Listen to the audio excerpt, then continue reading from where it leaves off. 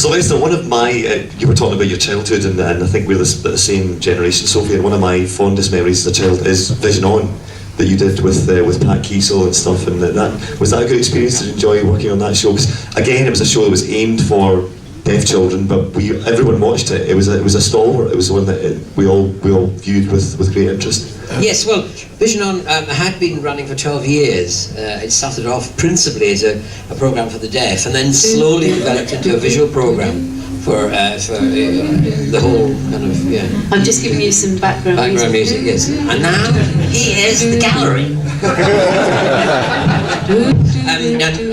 It was terrific fun to do, because we were given complete freedom to create. We would just create everything, you know. It was just absolutely. We'll meet again. We'll be like that one day. I know it's going to get. We've been at this gig for so long. It's like.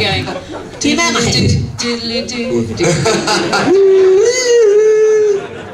I've lost them. I've lost control. Chaos has descended. Vision On was, it was one of the great programmes to be involved in, because you got total creative freedom. Each week there was a theme, and the theme was sent out to all sorts of people. So the guys, Aardman, they started off in it, and they with the little plasticine models. Morph started there. We were all given themes, and we used to meet Pat Kiesel and I and the director. Clive Doigan, we'd invent little visual sketches. It was just a joy to do. I loved doing it. I remember being really excited once when they did the man who had the paint thing on the tarmac, and he would draw something every week. Yeah. And one week it was a Dalek. And I was really excited. Wow, that's a Dalek! It was fantastic. It was really cool. So there was a connection there. Tony, he was astonishing. He could go out, because they used to film it. They'd put the camera on top of a big tower, and then on an airport place, you know, and he would go out and draw it in perspective for that distance, and it would come out on the television square. I mean, it was in his head. He had this amazing ability to be able to see what he was doing and what it would look like on the screen. Sometimes you stand next to him in the studio and he'd do something, you think, what on earth is that? And then you look at the screen, you think, oh my goodness, that's what it is. He had this amazing kind of eye that went all the way through the wires and came out the other end of the television, and it could make sense on the screen, but not necessarily on the pad on the desk. I don't think anybody dared ask me weird questions in case they get hit with a baseball bat. Did you used to take the baseball bat to conventions in the early days? No, I think Andrew Beach has got one of them though. He's got one of the original ones. How many were there? There was one that was not broken, and then one that was obviously pre-broken.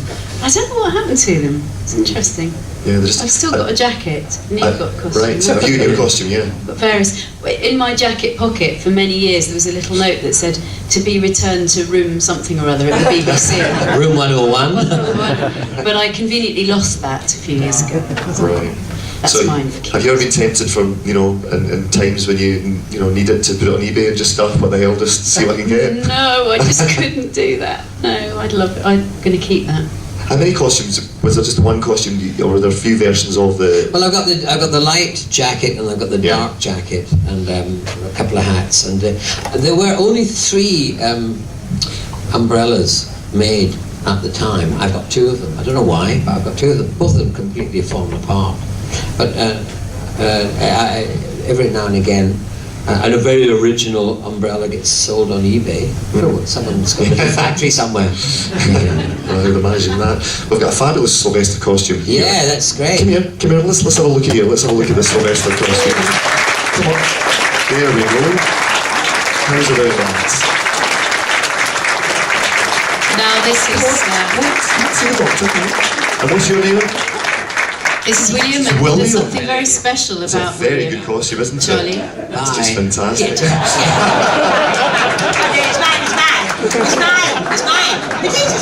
I invented that. So who did you steal that umbrella from? Look at this. Pull over. It looks great on you, doesn't it? I like the tartan scarf. Well, I did originally have a tartan scarf for the very first time we were starting to make Doctor Who, and we had some photographs taken. You can still see it with the tartan scarf. And then just at the last minute before we started filming, JNT said, no, we're not going to have tartan. It's too Scottish. We don't want you to be too Scottish. Associated with Scott. And so I said, okay, I'll have that one there. What's that? It's a paisley scarf. All right, okay. They didn't realise Paisley was in Scotland, I tell you. I mean, so I managed to keep the Scottishness in there as a hint, anyway. So who made your jumper, William? Your nanny made your jumper. That's fantastic. How about that? That's wonderful. Thanks very much, William. That's a wonderful costume. Charlie, William, tell Charlie what you share with Sylvester and me. We've got the same birthday. Yay! Excellent. That is so cool. It's so cool. William, you've been a star. Thank you very much. William, ladies and gentlemen. Anyone have a question? Oh, forest of hands, right. Gavin at the front. Just shout out. I'll repeat it if you... You have to indulge me for a second, because I have to say you are my favourite doctor and companion ever of all time, and it's an absolute pleasure to meet you. One thing in The Curse of Fenric, when the Doctor is defending himself against the hemophores and you're reciting the names of the companions, fantastic moment, just absolutely genius. I was, considering I could never remember anyone's name. It was an amazing moment. I'm surprised I got through that. The question is, obviously you were coaching and mentoring Ace as time went on. What do each of you think, had the series continued, what would Ace have gone on to become? Well, I had this kind of idea that, that she could become the next Prime Minister, We had Thatcher at the time, and I think Ace would have been a better Prime Minister than that one. But there was that kind of idea that she was going into the University of the TARDIS, going around, the universe and learning so much stuff, and would come back as a valuable and valued person to Earth. But at the same time, I know that there were kind of ideas that maybe she become a Time Lord as well in the science fiction area. But I was just because it was a thought that I'd had at the beginning that I didn't want a screaming companion, because I'd had one. and it would be good, that this companion, was given more to do, really.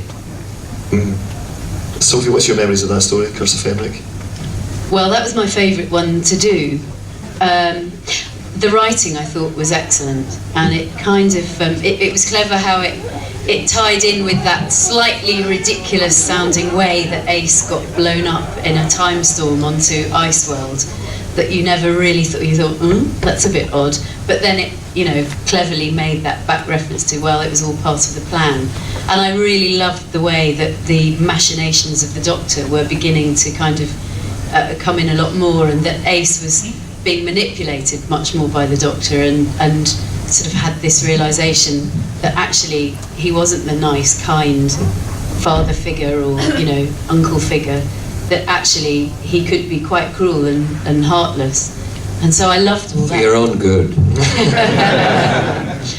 But it was a great one to do, because there were a lot of kind of emoting and a lot of good wallowing about in mud and diving off the rocks and that sort of stuff. It was a great story. Just when Gavin